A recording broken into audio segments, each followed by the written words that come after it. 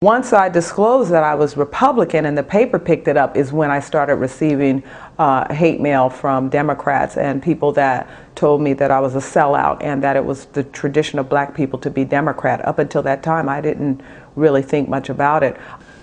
The Republican Party has either not told its story well or its story has been hidden and contained by the liberal media.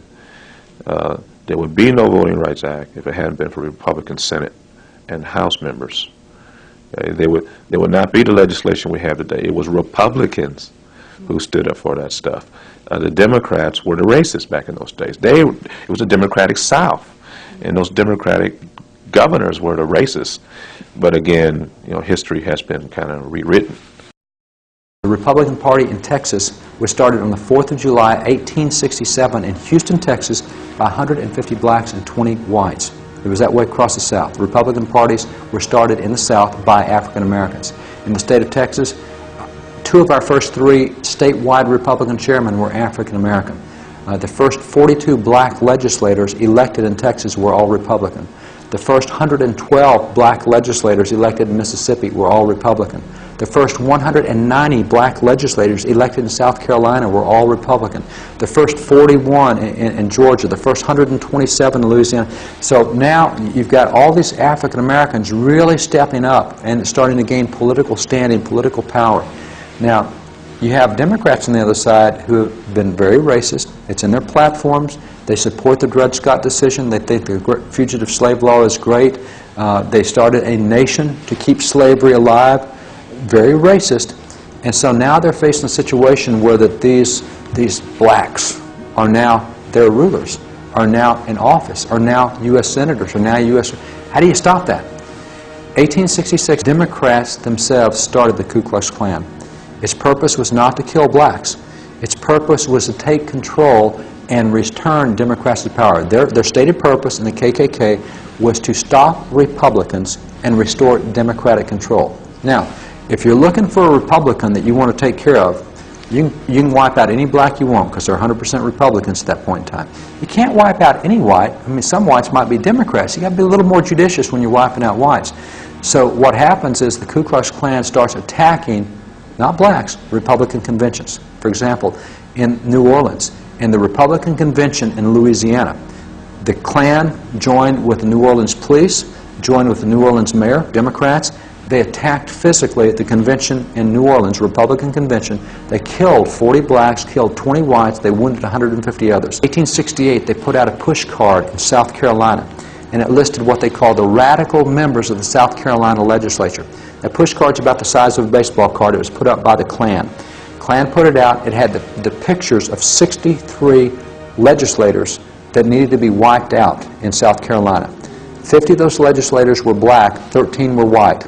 Now, they were all 63 Republican. On the back of the card, it gave you the name of each legislator so you'd know who you're trying to kill. Congress starts these hearings in this group called the Klan. And they have hearings, and so they bring in Democrat leaders that under oath from these Democrat states said, yes, the Klan belongs to our party. It's actually in Congress. 1872, the hearings, it's a 13-volume set of hearings in Congress. Unequivocally, Democrats say the Klan is ours and belongs to us. It's there to restore Democrat control in the southern states. Those guys who lived through it made it very clear. For example, one of the early black congressmen was John Roy Lynch. Another early black congressman was Richard Kane. And they're having to fight the Klan physically for their own safety. They go armed to Congress because of the Klan attacks. These guys said, if we as blacks would simply stop voting the Republican ticket, if we would agree to vote the straight Democrat ticket, all the violence against us would be stopped. In 1964, incidentally a year that 3 of our civil rights workers were killed in Mississippi registering blacks to vote, was also the year that civil rights legislation, historic civil rights legislation, was being promoted, and President Johnson wanted to sign it, but nevertheless it was held up, bottled up in the United States Senate by Southern Democrats. And one Democrat in particular, who was the last individual to try to obstruct this legislation, was a guy named Senator Robert Byrd of West Virginia, who for 14 hours and 13 minutes held a filibuster against this civil rights legislation. Senator Robert Byrd used the nigger word 3 times on a national televised TV show. No outcry at all. Nobody said a thing, at least from the Democrat. No, the Black Caucus didn't say anything, the NAACP, no outcry. There's no price to pay when you're on the left and you make intemperate racial remarks. There's no price to pay. We say, well, it's just, we're making much to do about nothing. They wanted to destroy Trent Lott. I mean, they went after him on BET, and this man had to eventually apologize, but nothing from Senator Robert Byrd. Hypocrisy of liberals and media around how they reacted to Dodd's praise of Byrd on the Senate floor, and the reaction of Trent Lott praising an old man that was going to be dead within a year.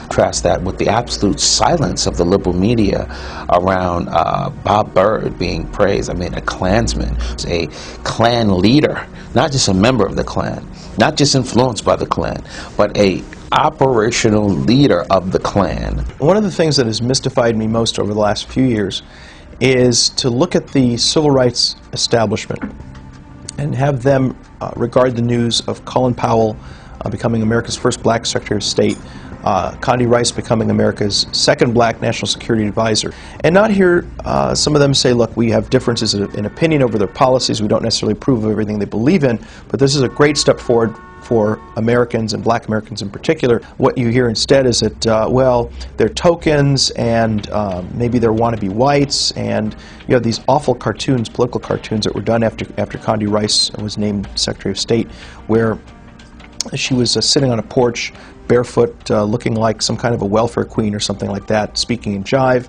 You had another one where she was a parrot sitting on George Bush's shoulder with big fat lips. I mean, just the most awful, hideous racial stereotypes, anti-black stereotypes, being hurled in the face of a very, very intelligent woman who was a Stanford University provost, speaks Russian, very accomplished woman from all... To ascribe positive things to whiteness and negative things to blackness.